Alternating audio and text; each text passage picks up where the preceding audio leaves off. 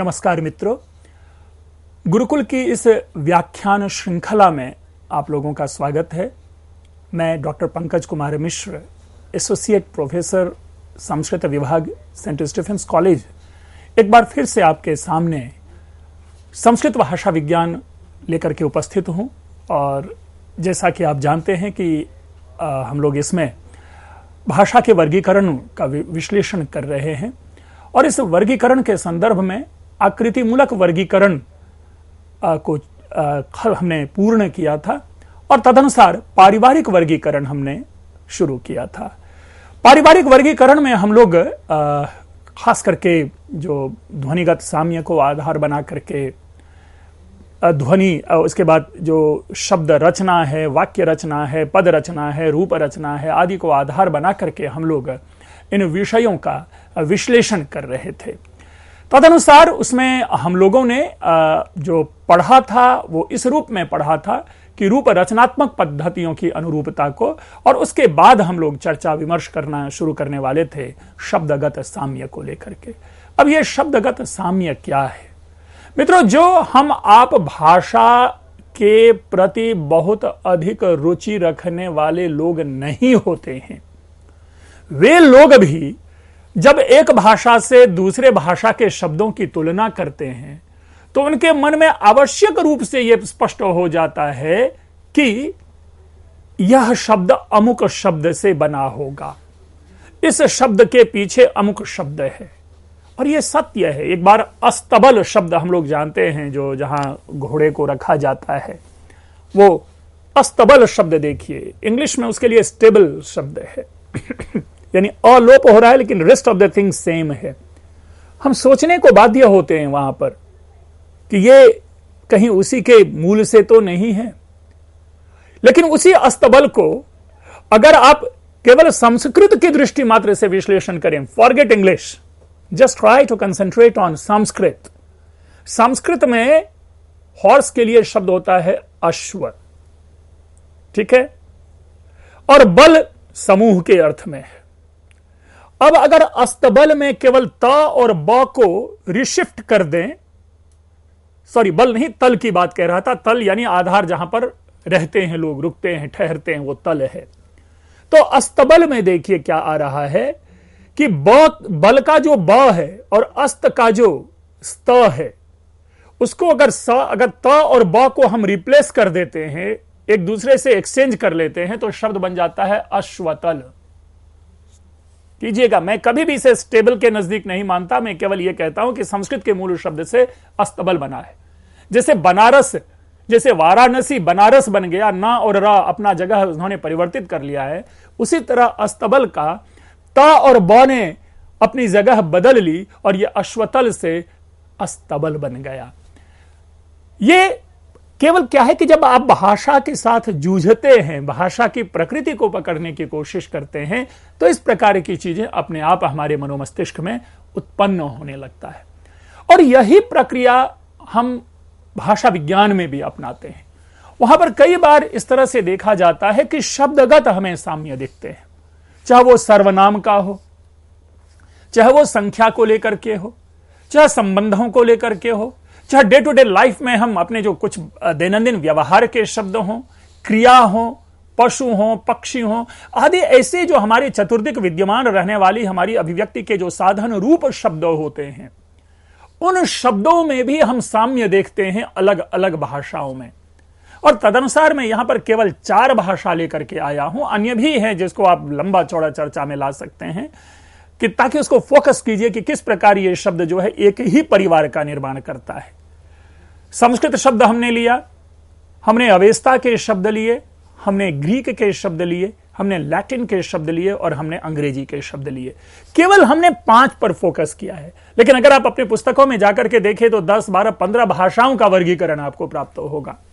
संस्कृत का शब्द है अहम, जिसका अर्थ होता है मैं, आई, इंग्लिश में। देखिए अवेस्ता में यही जाके है अजम, अहम, अजम, ज, ह। ग्रीक में यही ईगो, एगो बना, और लैटिन में भी एगो चलता है। इंग्लिश में यही जाकर के आई बना। मित्रों, स्वर अपने स्वरूप को बदल रहा है, व्यंजन अपनी प्रकृति को बदल रहा है, लेकिन ऐसा माना जाता है, जो भाषा वैज्ञानिक जब इसका विश्लेषण करते हैं तो उनको लगता है कि कहीं ना कहीं ये एक ही ग्रुप फॉर्म कर रहा है। संख्यावाची शब्द है सप्त, पकड़िए, हफ्त। इसी सप्ताह, सप्त से सप्ताह बनता है, सप्त प्लस अह सप्ताह, यानी 7 दिनों का जो एक समुच्चय है उसे हम सप्ताह कहते हैं। और वही आज हमारे पास क्या है, हफ्ता शब्द बन के है। अवेस्ता में ये हफ्त होता है, स का ह हो रहा है। अभी हमने बताया कि स की प्रकृति है ह में बदलने की, तो हफ्त बना। और इस हफ्त स्वर अपने स्वरूप को बदल रहा है, हेप्ता बना। इसी सप्त को रिलेट कीजिए आप लैटिन से, सेप्टेम बना है, सेप्टम कह लें, सेप्टेम कह लें, और इसी सेप्टेम से ये 7 संस्कृत का शब्द है। हमें इसके लिए कोई नियम नहीं बनाना पड़ता है, हमें इसके लिए कोई ये नियम नहीं कहेंगे जैसे व्याकरण के नियमों के आधार पर कि ऐसा करने पर ऐसा आएगा, यरोनुनासिको नुनासिक वा अतोर प्लुताद प्लुते आदि सूत्र लगाने का यहां पर नहीं है। केवल पहले अपनी मानसिक अवस्थिति को इसके प्रति लेकर के चलिए और इसको समझने की कोशिश कीजिए कि किस प्रकार ऐसा लग रहा है कि ये एक समान हो। और जैसा हमने पहले ही कहा है कि भले ही आकृति में परिवर्तन हो या अपीयरेंस में परिवर्तन हो, लेकिन मूल जो जीन है वो वही है। इसीलिए ये सप्त, हप्त, हेप्ता, सेप्टेम 7 मिलकर के एक परिवार का निर्माण करता है, और जिसे हम पारिवारिक वर्गीकरण नाम दे रहे हैं। भ्रातृ शब्द है जिसका कि प्रथमा एक वचन भ्राता बनता है। अवेस्ता में क्या है, ब्राता। केवल अल्प प्राण महाप्राण का अंतर हुआ है। और हम आप सभी जानते हैं कि हमारे भारत की अपनी जो भारतीय भाषा है, पंजाबी में भी भ नहीं बोला जाता, भाभी को पाबी कहते हैं। वो पूरी तरह से वो अल्प प्राण हो रहा है, महाप्राण नहीं हो रहा है। लैटिन देखिए, लैटिन में फ्रातेर शब्द है। देखिए, भ्र फ्र लेबियल वर्ण है, ओष्ठ्य वर्ण में ही परिवर्तन हो रहा है, भ्र फ्र हो रहा है। देखिए, भरजाई परजाई हो रहा है। तो ये फ्रातेर द त बन रहा है। अगर भ्रातृ शब्द को मूल रूप में देखें तो ये भ्रातर हुआ, षष्ठी में बनता भी है, षष्ठी में बहुवचन में बनता भी है भ्रातर। तो फ्रातेर, और इंग्लिश में ब्रदर है, भ्रातृ और ब्रदर।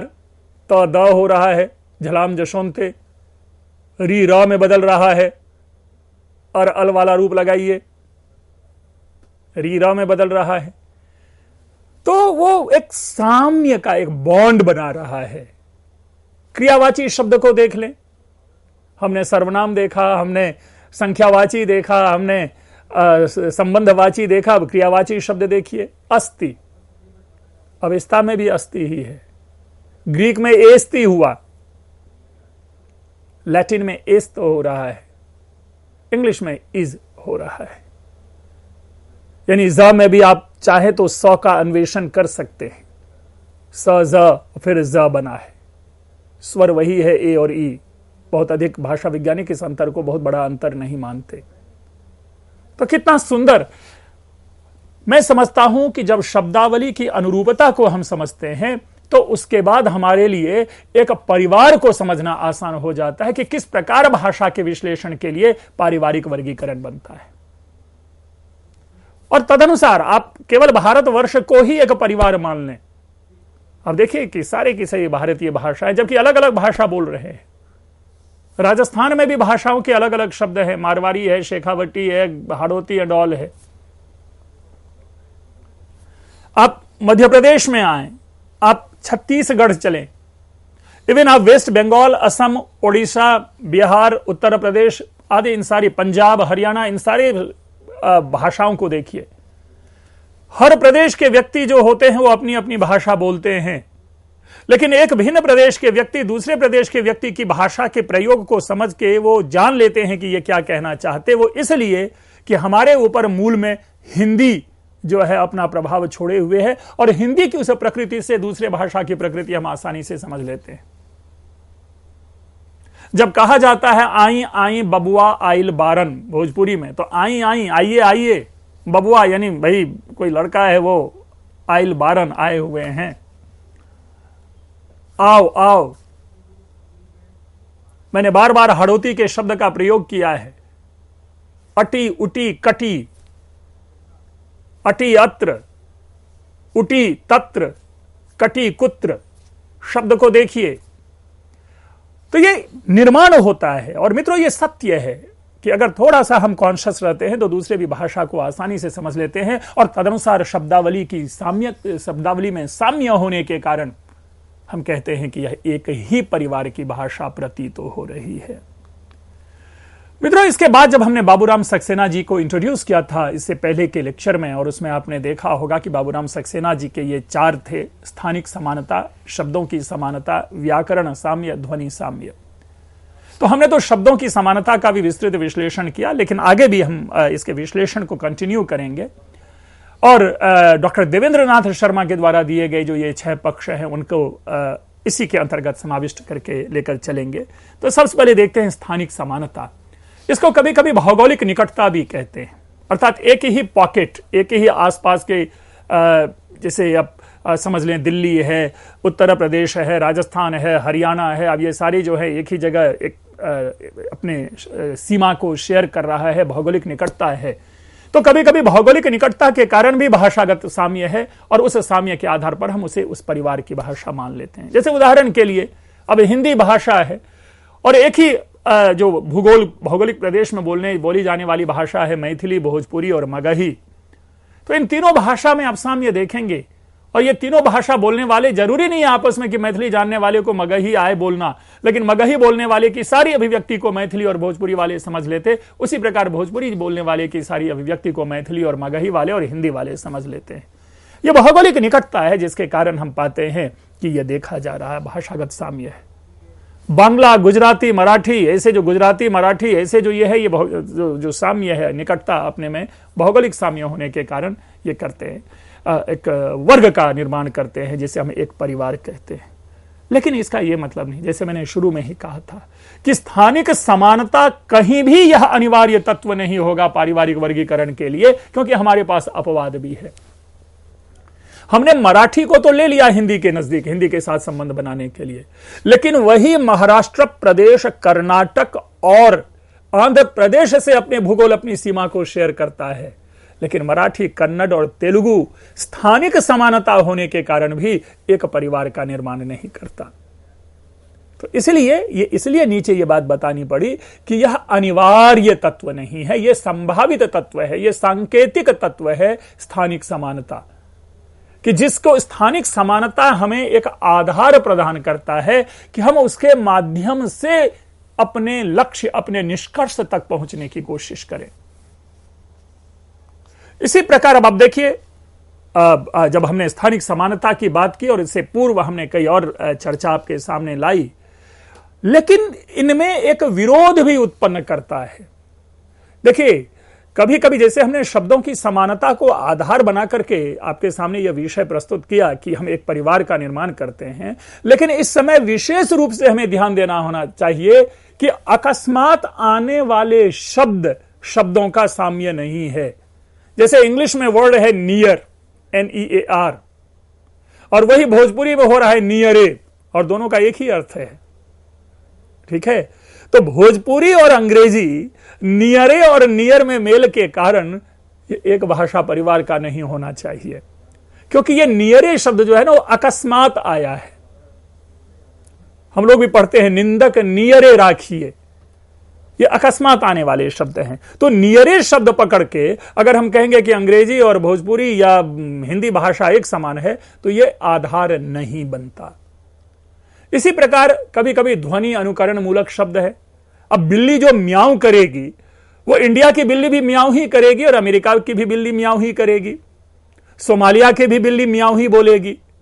तो ये ध्वनिगत साम्य के आधार पर हम शब्दगत साम्य का निष्कर्ष नहीं लेते कि म्याऊं शब्द है, कौवा कांव कांव कर रहा है और कुत्ता भाव भाव कर रहा है, यहां जो भाव भाव हो रहा है वो वहां पे बाव बाव हो रहा है, तो इसलिए शब्दगत साम्य है। नहीं, यह तो ध्वनि का अनुकरण है, और यह अनुकरण हर जगह इसी प्रकार से होगा। कुछ उधार लिए गए शब्द भी होते हैं कि हमने किसी शब्द का अपने में कर लिया, जैसे आजकल स्कूल, स्कॉलरशिप, यूनिवर्सिटी, ऐसे सारे शब्दों का इंग्लिश ने, हिंदी में अपनी पूरी तरह से इंग्लिश भाषा ने स्थान बना ली है, और हम अपनी बोलचाल की भाषा में नित्य प्रति इंग्लिश की शब्दावली, इंग्लिश के शब्दों का प्रयोग करते हैं। तो ये इसका यह मतलब नहीं कि इंग्लिश शब्द का प्रयोग यदि हम अपनी भाषा में करते हैं तो इंग्लिश और हमारी भाषा एक परिवार की होगी। नहीं, ये तो हमने बोरो किया है ना, हमारी भाषा की मौलिकता को यह प्रभावित नहीं कर रहा। अब पंडित शब्द है, पंडित शब्द को अंग्रेजी भाषा ने ग्रहण कर लिया, ठग शब्द है उसको इंग्लिश ने ग्रहण कर लिया। तो उस ठग और पंडित के आधार पर इंग्लिश के ध्वनि को हम ढूंढने नहीं जाएंगे, या इसी प्रकार स्कूल शब्द को पकड़ के हम संस्कृत की ध्वनि या हिंदी की ध्वनि को नहीं जानेंगे। ये तो उधार लिया गया आकस्मिक शब्द है। तो ये सारे कुछ ऐसे विषय हैं जो कि हमें एक परिवार के न होंगे। जब हम इसका वर्गीकरण कहते हैं तो इन शब्दों का भी ध्यान रखना होता है कि क्या मौलिक ध्वनि नियरे या म्याऊं या पंडित का उक्त भाषा में विद्यमान है। यदि विद्यमान नहीं है तो केवल शब्द की उपस्थिति मात्र के कारण हम उसे एक परिवार की भाषा नहीं मानेंगे। तो ये भी हमने आपके सामने एक परिचय दिया पारिवारिक वर्गीकरण का। मित्रों, इसके बाद आगे जो लेके चलते हैं वो व्याकरणगत साम्य है। ये जो व्याकरणगत साम्य है इसे भी समझना हमें चाहिए। ये पद रचना एवं वाक्य रचना की जो समान शैली होती है हम उसके आधार पर लेते हैं। जैसे उदाहरण लीजिए, इंग्लिश और संस्कृत, इन दोनों शब्दों में एक प्रकृति समान क्या देखी जाती है कि ये भी प्रीफिक्स और सफिक्स को यूज करते हैं अपने में।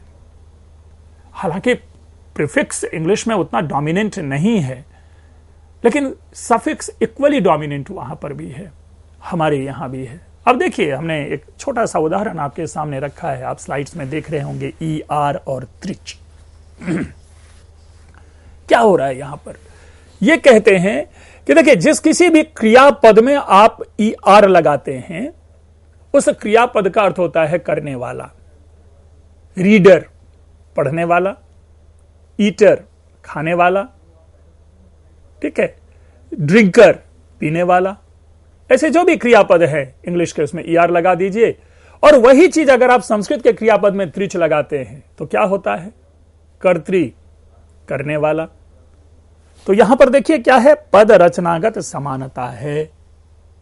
अब आइए, आप जो हम ION जो लगाते हैं, नेशन है ना, ऐसे शब्द बनाते हैं, राशन, ऐसे जो शब्द बनाते हैं जिसमें TION लगाते हैं, हमारे यहां भी ल्यूट प्रत्यय है जिसमें अण बनता है। तो ये एक पद रचनागत हम समानता देखते हैं। वाक्य रचना की समान शैली संस्कृत के साथ बना करके चलना एक कठिन विषय बन जाता है, लेकिन वह भी कठिन विषय तब नहीं रह जाता जब संस्कृत की एक मान्य शैली को हम लेकर के चलते हैं। क्योंकि संस्कृत की जो वाक्य रचना है, जैसा बार बार आप लोगों के सामने कहा है और आप लोग जानते होंगे, वो फ्लेक्सिबल है, प्रत्यास्थतामय है संस्कृत के वाक्य रचना की प्रविधि। लेकिन अगर हम एक सामान्य प्रक्रिया लें कि अहम गृहम गच्छामि, कर्ता कर्म और क्रिया, तो वो शैली प्रभावित हो रही है हिंदी में। इंग्लिश के साथ वो साम्य निर्माण नहीं करती। लेकिन साम्य क्या वहां बना रही है कि वाक्य के जो एसेंशियल्स हैं वो दोनों में एक ही है। और वो वाक्य के एसेंशियल्स है कर्ता, क्रिया और कर्म, सब्जेक्ट, ऑब्जेक्ट एंड वर्ब। तो इस प्रकार वाक्य रचना की समान शैली हम देखते हैं। अन्यथा कई सारी ऐसी भाषा हमने देखी आकृति मूलक वर्गीकरण में जहां पर कर्ता का पता ही नहीं, क्रिया का पता ही नहीं, कर्म का पता ही नहीं, लेकिन फिर भी अर्थावबोध हो रहा है। तो वाक्य रचना की दृष्टि से वहां वैषम्य है। लेकिन इंग्लिश हो या भारोपीय भाषा परिवार की जो भाषा है, उनमें जो वाक्य रचना की समानता है उसमें क्लैरिटी के साथ आपको सब्जेक्ट, ऑब्जेक्ट और वर्ब जो है वो विजिबल होता है, वो दिखाई हमें पड़ता है। और भारतीय भाषा की तो विशेषता ही यही है। और इन्हीं विशेषता के कारण भारतीय अन्य भाषा को अत्यंत सरलता से हम सीख लेते हैं।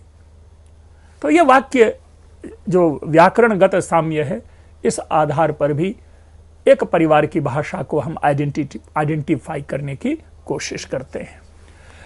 इसके बाद जो मूल अपना आता है कुछ ऐसे जो शब्द जो ध्वनिगत साम्य, इससे पहले भी हम लोगों ने चर्चा की और ध्वनिगत साम्य को यहां पर भी चर्चा हम करते हैं। देखिए, किसी दूसरी भाषा के शब्द को जब हम अपनी भाषा में लाते हैं तो हमारी ध्वनि इतनी मजबूत होती है। हमारी से मतलब मैं हिंदी या संस्कृत की ध्वनि की बात नहीं कर रहा, मैं हमारी ध्वनि या अपनी ध्वनि की जब बात कर रहा हूं तो इसका यह अर्थ लेना चाहिए कि जो व्यक्ति उस भाषा को बोलता है उस भाषा की ध्वनि, अर्थात अगर कोई साउथ अफ्रीकन अपनी भाषा बोलता होगा तो उसमें जो अपनी भाषा की जो उतनी उनकी ध्वनियां होती है, तो एक स्पीकर की ध्वनि इतनी मजबूत होती है, इतना स्ट्रांग होता है कि दूसरे भाषा के शब्द को ग्रहण तो करता है लेकिन ध्वनि वह अपनी ही बनाए रखता है। और इस ध्वनि साम्य, इसी को हम ध्वनि साम्य कहते हैं कि इसके आधार पर हम क्या होता है कि पुनः उसके वर्गीकरण में हमें सहायता मिलती है। फारसी का शब्द बहुत ही पॉपुलर शब्द है कागज, देखिए कागज ग ऐसे आ रहा है ये, लेकिन यही हिंदी में आकर के क्या बन गया, कागज, ग ज, कागज। देखिए काग, जो ग की जो ध्वनि है वो ध्वनि को हमने अपने में अपनी ध्वनि से मढ़ दिया, ग कह दिया, जो ग था उसको हमने ग कह दिया, प्योर कंठ बनाया है। लेकिन जब वहां ग हम कह रहे हैं फारसी में तो आप देखेंगे कि वहां पर क्या है कि एक मेटेलिक साउंड हो रहा है, कि इको हो रहा है, ग ज, जो फारसी ध्वनि की विशेषता है। लेकिन वही फारसी ध्वनि जब हमारे यहां अपने हिंदी में आती है तो कागज बन जाता है। इंग्लिश में शब्द है लैंटर्न, ठीक है, और वही हमारे यहां क्या हो गया, लालटेन। केवल समझने की कोशिश है, शब्द की जो ध्वनि है केवल ध्वनि को पकड़िए कि ध्वनिगत साम्य है।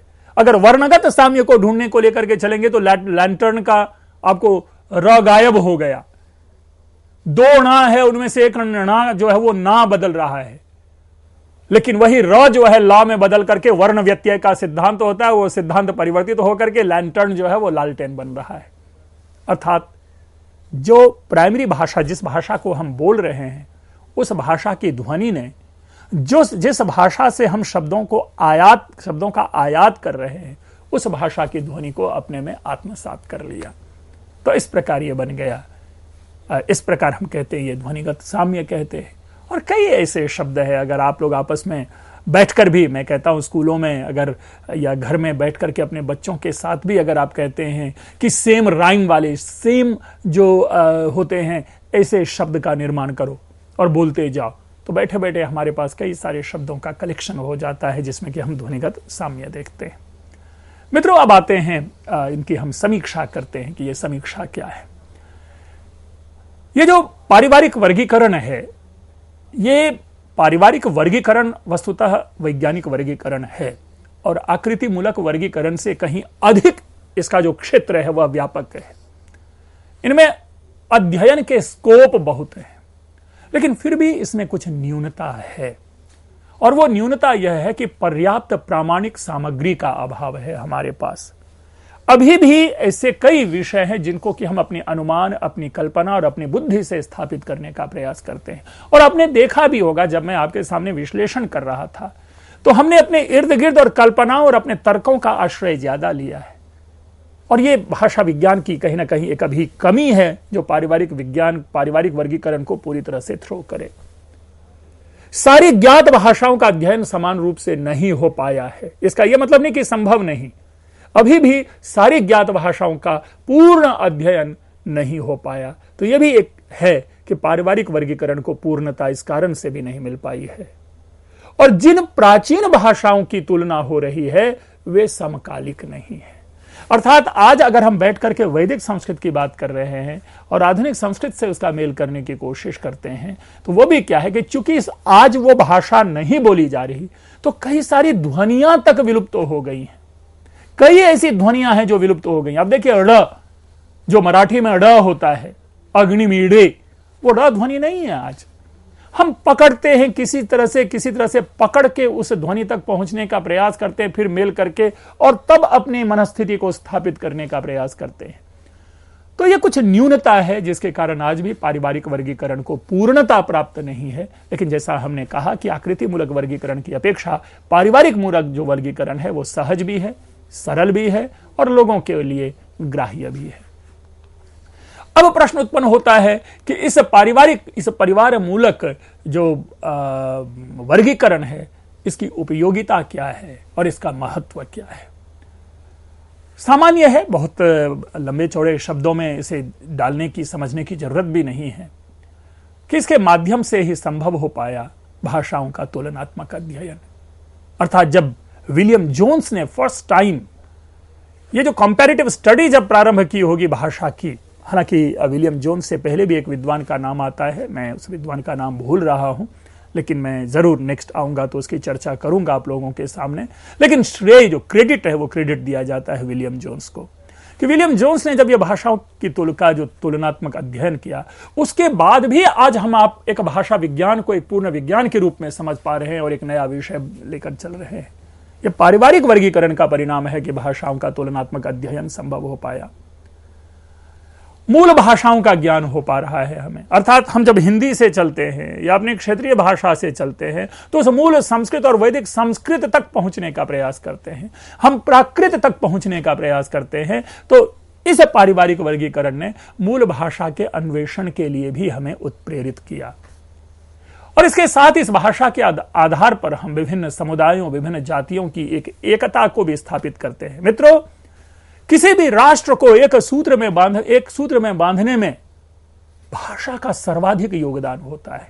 हम आप कहानी सुनते हैं कि ट्रेन में जब हम यात्रा करते हैं तो जब एक भाषा के दो अलग अलग व्यक्ति मिल जाते हैं तो उनमें अपने आप ही दोस्ती उत्पन्न हो जाती है और उस ट्रेन में बैठ करके आपस में खाना पीना का आदान प्रदान और चुटकुले आदि शुरू हो जाते हैं, जबकि दोनों आज तक अजनबी थे, लेकिन भाषागत साम्य होने के कारण हम एक सूत्र में बांधते चले जाते हैं।